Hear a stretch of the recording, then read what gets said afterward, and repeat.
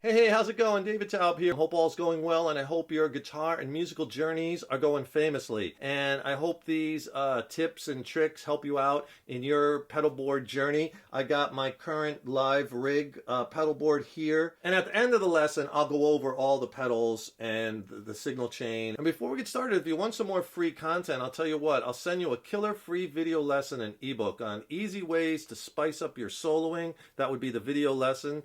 Some really fun things that you could do simple that will really get your soloing to the next level, as well as I'll pair it with an ebook that has like 29 scale diagrams all drawn out for you, soloing strategies in it, more lessons, scale diagrams. It's packed. It's a killer combination, video lesson, ebook, and I'll send them both to you for free. Just click on that link below. So my first tip would be always use an isolated power source to power your pedals. Some type of power supply that is sending individual power that's isolated to each effect, right? So you're not daisy chaining effects. There's no shared common ground, and this is going to lessen noise.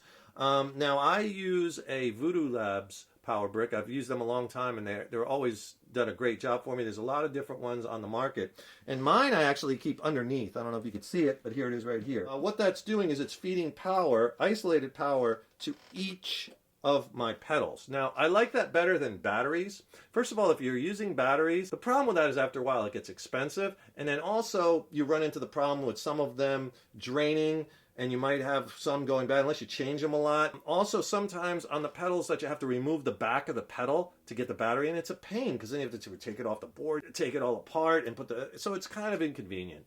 I know some people like using 9-volt batteries because with certain effects, when the battery starts to drain, right, you get that sag, and that kind of makes the pedals sound a little bit better, right, especially like with fuzz pedals.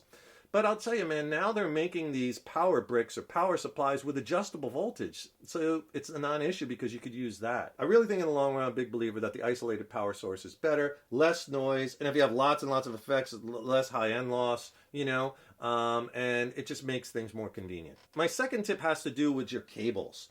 And I'm a big proponent of always buying the best cables you can afford. I think it makes a big difference. Now, I'm not saying you have to buy like $100, $150 cables, but I'm talking about good quality cables that have real good insulation, right? And here's a few tips with those cables. One, you want to keep them as short as possible, right? And you want to make sure too, I like using all of the same brand cable too. Like I use all Mogami Gold cables. I just think it makes a difference. And by keeping it shorter, you're reducing the chances of interference and noise. Plus, it gives it a much more cleaner look. I think it's important, too, to keep everything nice and neat. And that's important because, there's going to come a time when something's going to break down, and you're going to have to diagnose it and troubleshoot it. And if you have wires running every which way and it's a snake pit of spaghetti, then it's like it's going to take you forever to figure out what's the problem, what's wrong. So neatness counts, as well as you don't want tons of your power wires crossing over your instrument cables and stuff. Again, it's just more chance of interference. My third pedalboard tip is keep it simple, right? Keep it simple. I know too many players where they basically have every pedal that they own on their board, and they use like half of them. And players are like, well, I don't use this one, and this one. Well, then why is it on your board, right? I think the more complex your board is, the more pedals, the more chances of interference, the more wiring you're going to need. The more chance you're going to accidentally step on one, more chance for mistakes. I like to use as few pedals as possible and keep it simple. Now, I'm not saying if you use a lot of pedals not to use them. By all means, I'm saying use the ones that you use, and if you don't use it, pull it off. Simplify your board. So my next tip is think about your board. The real estate is at a premium. And if you're having trouble fitting everything on, then you want to think of a couple options. One is the layout, and two is the size of your pedals, because now they make a lot of mini pedals and micro pedals, which take up much less space. For instance, this pedal here is a Digitech Ricochet pedal, which basically does a lot of the same things that the Digitech Whammy pedal does, but it doesn't have the big treadle. The problem with that Whammy pedal is it's huge, and it takes up a huge chunk of your pedal board. Now, you could have it off the board, right? But then that kind of defeats the purpose of having the pedal board if you're carrying that and tons of other effects around, right? So I use this because it works for me, and it does just about a lot of the same things. You just don't have as much control because you don't have the treadle, you have the button. But for me and what I use it for, it works fine, and it takes up a third of the space. The other thing is a lot of pedals, I don't have to worry about it so much because I have lots of room on my board. But if your real estate is tight, you might want to get pedals that have the input and the outputs on the tops of the pedals. Because see here, like on these pedals where the inputs are on the side, I could only get them so close together because the cables are going to hit. Now you could stagger them, get a little bit more, save a little bit more space, but the ones that have the inputs and outputs and jacks on the top, you could really get them close together. The other thing is too, with a pedal board, it's nice to have some room underneath it. Because then you can put pedals down there, especially pedals that you leave on all the time. So if you have a certain pedals and you're always leaving them on, and you're always leaving the settings the same, then why have them on top of the board? Put them under the board. And as you could see, I don't know how much you could see how dark it would be, but there's a lot of real estate under there. You know, there's a lot of room for more pedals. And a lot of pedal boards now come with this option where you could mount on top and underneath. Even pedal boards like Pedal Train that you could flip over, there's enough room under there to get like the power supply and other things, even though they don't have a flip up top, but you could still get some stuff underneath there. They also make pedal risers that you could buy that bring these pedals up higher so you could hide cabling and get more stuff in there or get them closer together. These type boards with the hinged deck gives you a lot of options. And if you've got a second, please subscribe to the channel. You know, subscribing to the channel, that really helps us to keep bringing the content. And ring that subscription bell because then you'll be notified when we have new lessons posted. And if you like this video, please click the like button, give it a thumbs up, share it, and thank you so much for your support. My next tip is to experiment with your signal chain. There's no necessarily rules set in stone. There's conventional wisdoms, but you know, you really want to experiment. For instance, my delay pedal. This is the Carbon Copy MXR analog delay, which I really love. It's a great delay pedal. It's a 3-knob delay. What it just does so well, and it's really warm sounding. But I like my time-based effects, reverbs, delays. I like them in the effects loop of the amp. Right now, I don't have a reverb pedal because I have reverb in the amp. But if I did have a reverb pedal, I would put it after the delay.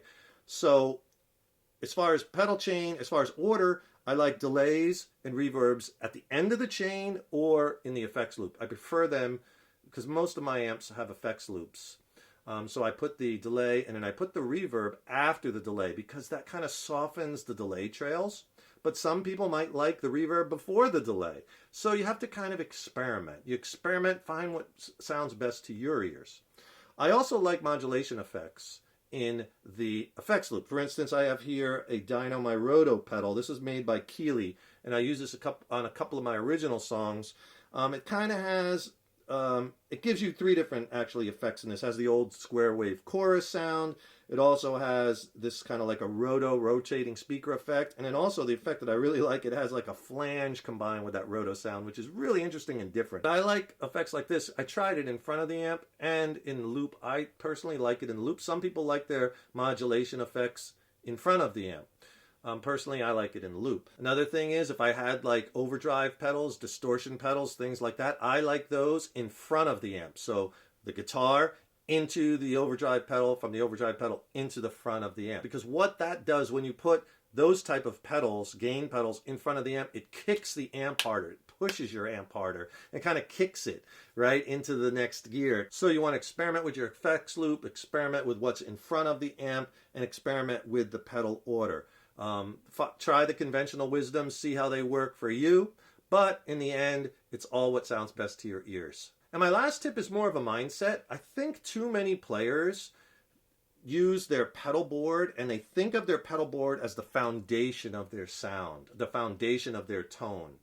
And personally, I don't think the pedal board is the foundation of tone. I think it's a piece of it, it's a part of it, but it isn't the foundation. And I see lots of guys, I go out and I see a lot of bands. I'm really into going to see live shows. I love supporting musicians. And I've seen a lot of bands where players have had really big pedal boards and their tone is really not that good.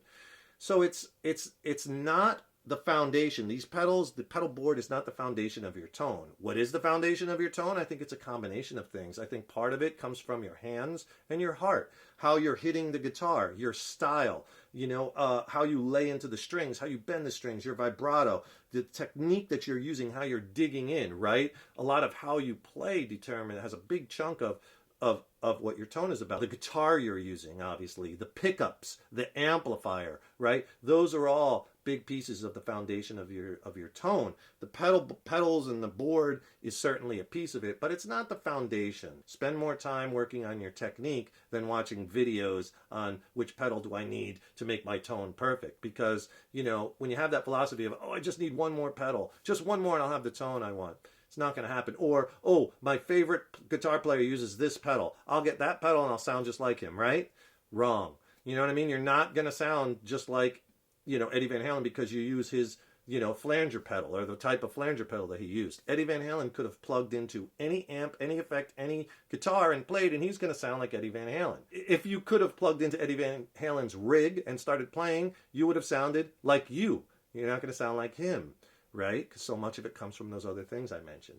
So again, just keep that in mind, but enjoy it because it's a fun piece. And experimenting with pedals and experimenting with sounds and creating new sounds and combinations and, you know, running delays into another delay or combining effects like the rotary and the flange and all this could spur incredible creative things and amazing songs or song parts. So experiment, have fun, enjoy, right? Because it is a part of it. I'll tell you a little bit about some of the things I didn't touch bases on yet. This is a Dunlop Crybaby wah. It's the Zakk Wylde model. I really like this. This wah has been with me a long time. I've used tons and tons of other wahs in the past, and the problems that I've had with other wahs, like the original Crybaby, is it breaks down a lot. I've gone through a few of those. The Vox wah, too, is a little bit too trebly for me. This one, not as trebly, sounds really good. This is a micropog, does a lot of octave stuff and whatnot, and this is Electro Harmonics makes this. It's a really killer pedal. I use it for some effects here and there. This is my tuner. I use the Planet Waves tuner. This is an old one. It's been with me a long time. The reason I really like this one is because the display is huge, right? So I don't want these little tiny little things that are hard to see. This is really big LEDs, so I really like it because visually, especially on a dark stage, it's an easy one to see. This is the ISP Decimator G-String. It's a noise reduction pedal, and it's made by ISP Technologies, and it's a fabulous pedal to keep your rig quiet. I use a lot of high-gain amplifiers, and if you're using a high-gain amplifier or high-gain pedals, noise is a byproduct. You're going to have some noise. Any high-gain amp or high-gain pedal, there's some noise associated with that, and you want to kind of keep that noise down. And to do that, you could use a noise suppressor, a noise gate, or you could use a pedal like this. But you want that pedal to be very transparent. You don't want it to affect your tone. You don't want it to be adding anything or subtracting anything, right? It to be very transparent. This is the most transparent noise reduction pedal I've ever used. And it's not a gate, which closes and shuts things off, and it's not really a suppressor. It uses this vector technology. In fact, the guy who invented this was the same guy back in the 80s. You might have heard of the Rocktron noise reduction units. That guy eventually who invented that, I forget his name, super nice guy, I met him at NAMM. That guy eventually sold the rights to those, and then he started a new company many years later, and he makes these now. So the guy really knows a lot about noise reduction. So this pedal is interesting because it has 2 inputs and 2 outputs. So basically how this works is I have this in front of the amp, meaning coming out of the guitar into the wah, into the pedal. And then I also have it in the effects loop, in the other ins and out. Because what it does is it looks at your signal, your guitar signal, right, coming out of the guitar, and then it looks at it in the effects loop, compares it, and then it uses this vector technologies. I don't know exactly how it works, but it does a great job to really kill the noise and quiet it down. As you can see, I don't use tons and tons of effects. I'm not a huge effects guy. I use them in some songs to color a certain part or whatnot. I get most of my tones from the amplifier.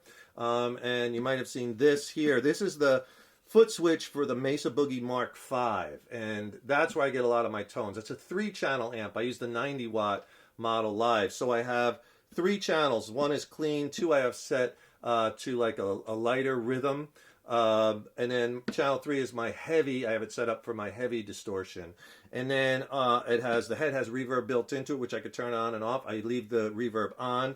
It has effects loop, which is switchable, and I leave the effects loop on because I'm running some of these effects through the loop. There's an EQ, a graphic EQ in the head also, and I could leave that on or off. I like leaving that on.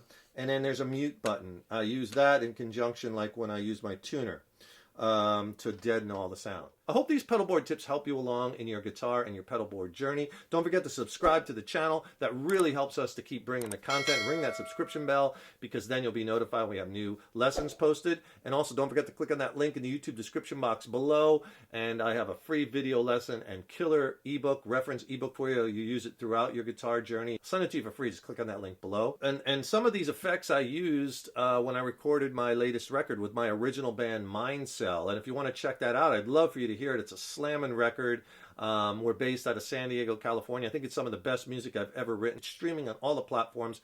Would love for you to check it out. I'll put links to all the platforms below where you can listen to the record, so check that out. And then if you have any questions on the gear I used, or the settings, or on the songs, the studio production, drop me a line. I'd love to hear from you. Thanks so much for watching this video. Thank you so much for your support over the years and years. Leave a comment below. Let me know how you like this. If you want more pedalboard info or more videos like this, leave a comment below. Let me know what you think. Keep up all that hard work on those guitars. Keep having fun with them. And remember, your guitar playing is an evolution. So enjoy the journey. Take care, rock on. I'll see you in the next lesson.